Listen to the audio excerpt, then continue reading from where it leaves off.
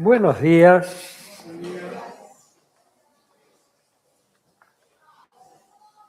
Estamos todos un poco apretaditos, ¿no? Está fresquito. Ayer mucha humedad y hoy mucho frío. No vamos a hacer hoy un discurso teológico. Vamos a hablar de algo que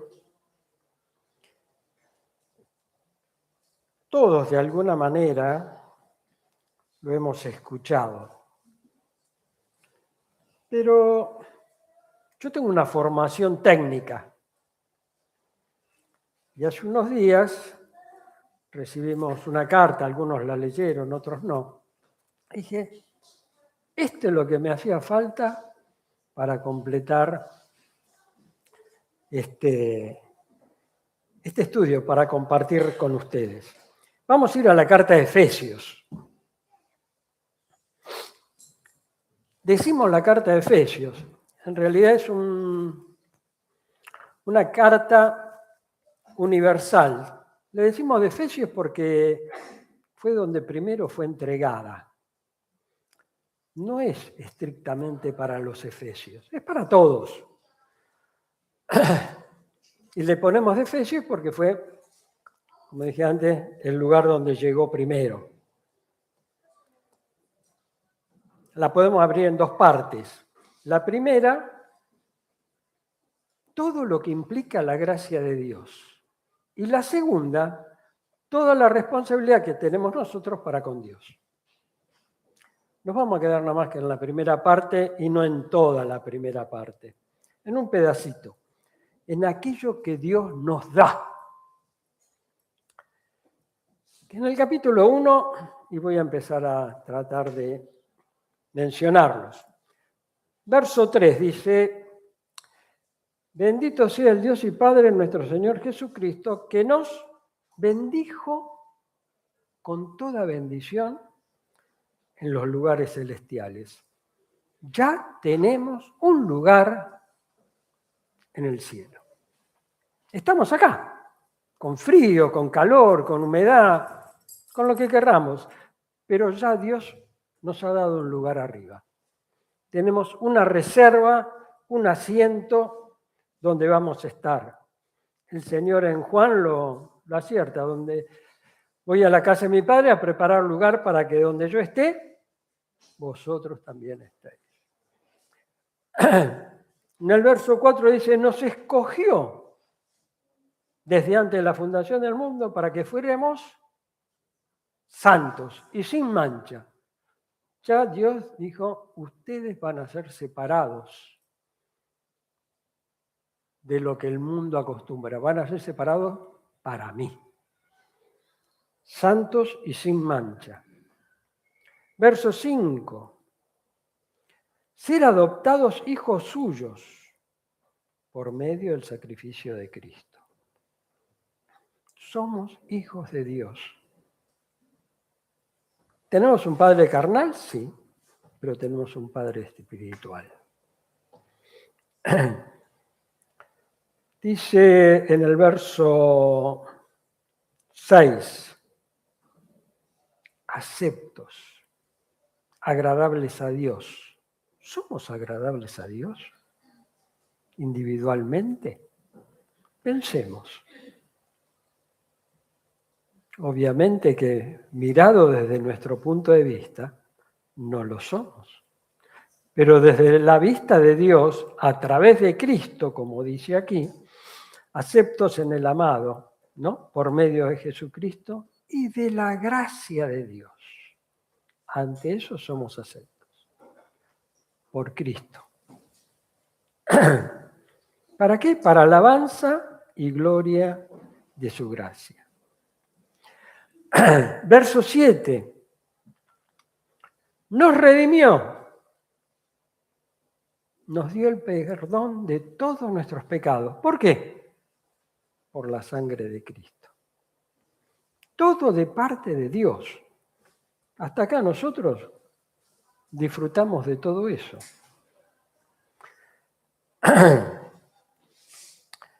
Verso 8.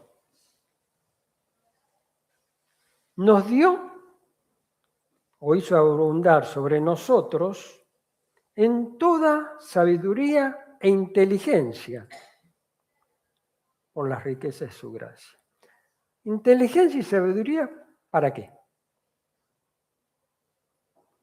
Para conocer las bondades de la gracia de Dios aplicada a cada uno de nosotros. Dice en el Nuevo, dándonos a conocer el misterio de su voluntad según el beneplácito, según su beneplácito y el cual se había propuesto en sí mismo. O sea, por propia voluntad de Él, por ejercer su soberanía, nos ha dado el entendimiento para comprender lo que es la gracia de Dios.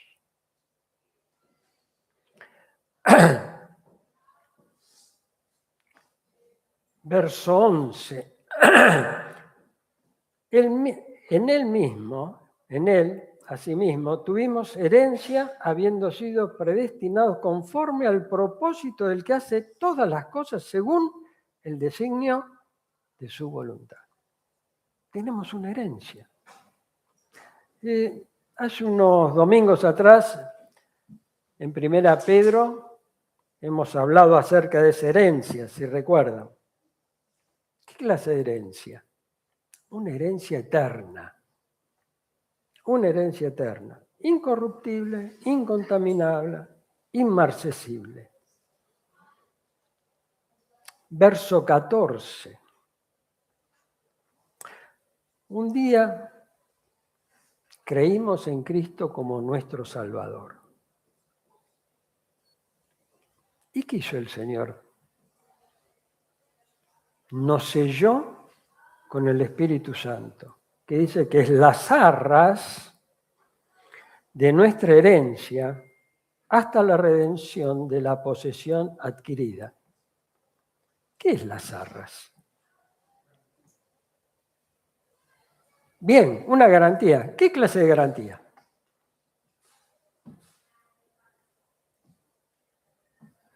Las arras es una garantía, está bien. ¿Cuántas garantías tomaste? ¿Dónde está Dani también? No sé, para los contratos, ¿qué es lo que haces? Contratás un seguro de caución, ¿no? Entonces, cuando tenés el contrato, presentás el seguro de caución y dices, ok, ejecute. Ya tenemos la abogada que sabe del tema. Adelante entonces con la obra. Puede iniciar a trabajar. Puede iniciar a cobrar el anticipo. Puede.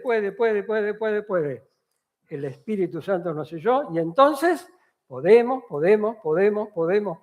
porque Dios es el garante de lo que Él ha prometido y nos ha sellado, nos ha identificado con el sello del Espíritu Santo. Versos 17 y 18 dice, nos dio espíritu de conocimiento. Vamos a leerlo. Para que el Dios de nuestro Señor Jesucristo, el Padre de gloria, os dé espíritu de sabiduría y de revelación en el conocimiento de Él, alumbrando los ojos de vuestro entendimiento. ¿Cómo estaba nuestro entendimiento? Entenebrecido.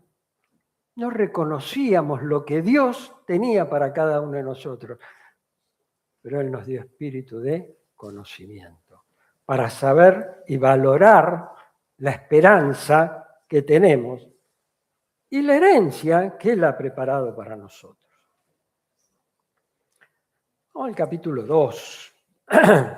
No vamos a ver otro.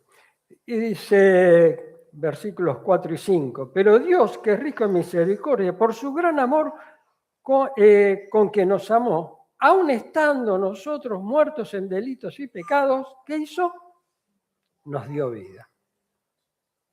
¿Vida de qué tipo? ¿Carnal? No, espiritual, porque estábamos muertos en delitos y pecados. Estábamos alejados de Dios. Por el sacrificio de Cristo nos dio vida espiritual.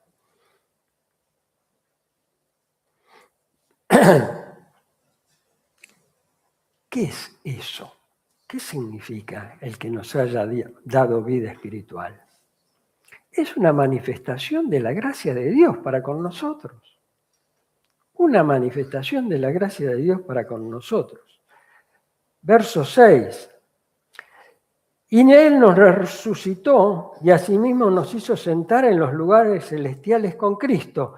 Lo mismo que nos plantea el verso 3 del capítulo 1. Nos aseguró los lugares en el cielo para cada uno de nosotros. Y quería llegar a estos versículos, al 8 y 9. Todos los conocemos. Dice, ¿por qué por gracia sois salvos? Por medio de la fe. ¿Por qué somos salvos? Esta frase tiene dos partes, mejor dicho tres, pero vamos a ver las dos partes que tiene. ¿Por qué somos salvos? Por la gracia. ¿Y cómo llegamos a esa gracia? Por fe. Es el medio, por fe. ¿Y la fe de dónde viene? De Dios. Bien. ¿Cómo la vemos de manera práctica? Por el oír. Y el oír de la palabra de Dios. ¿No es cierto? ¿Y qué era la fe? La certeza y la convicción. Eso es el medio para entender la gracia de Dios. Nuestra salvación.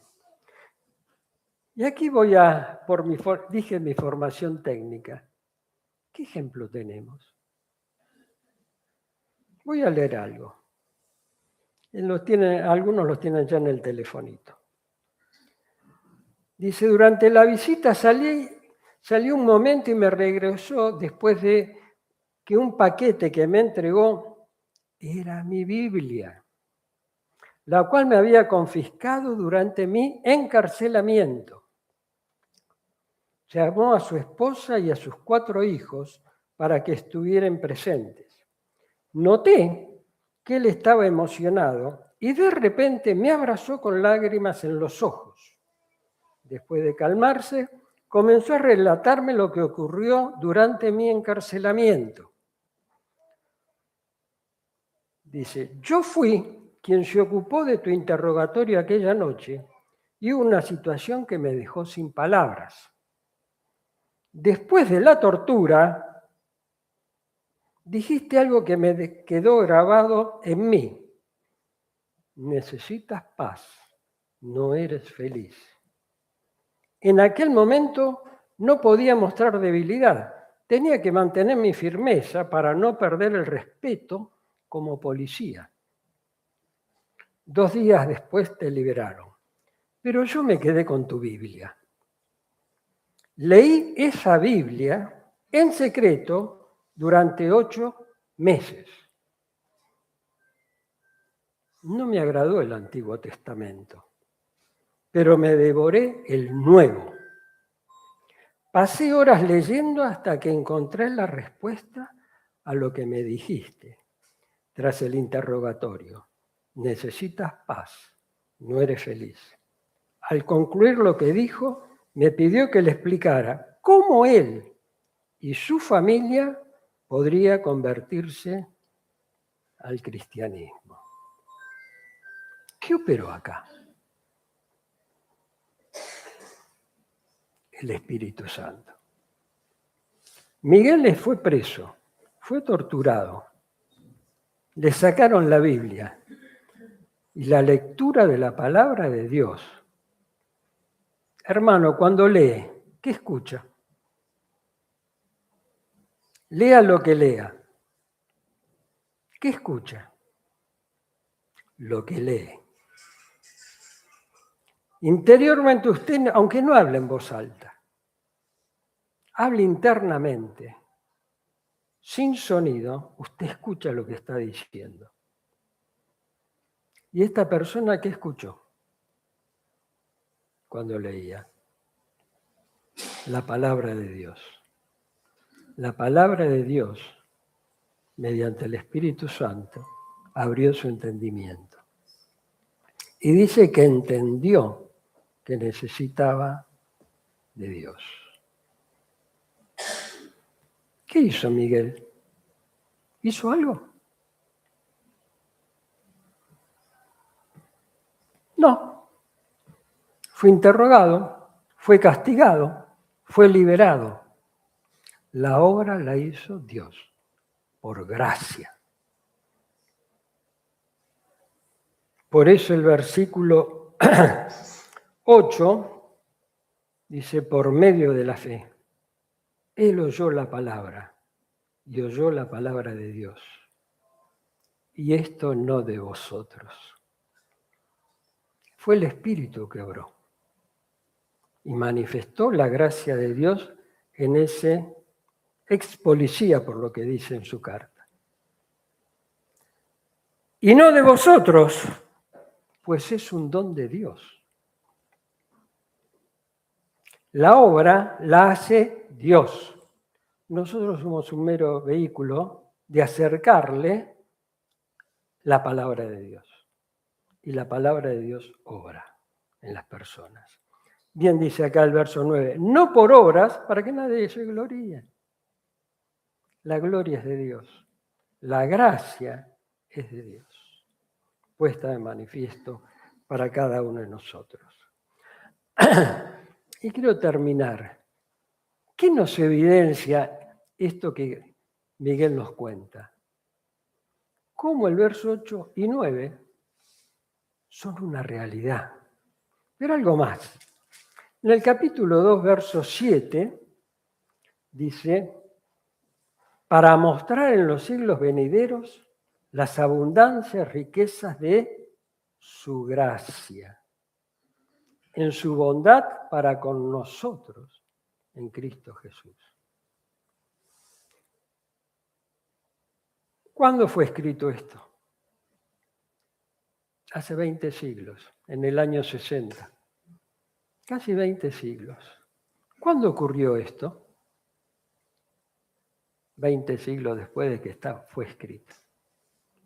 La gracia de Dios es para todos y aplicable a aquellos que confían en Dios como su Salvador personal. ¿Oramos?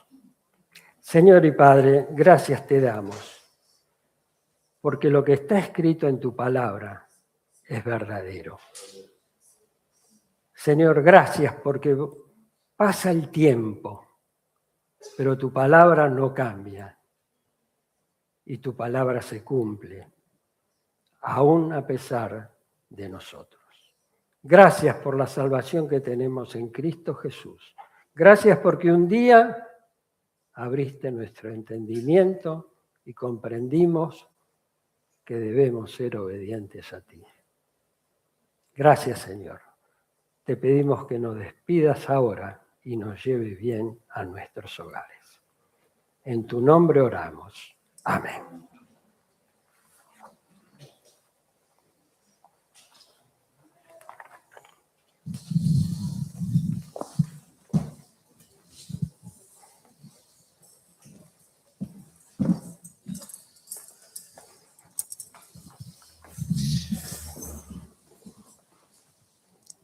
Muchas gracias, Far.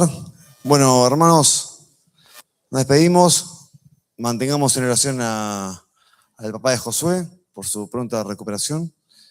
Y Dios mediante nos vemos el domingo próximo.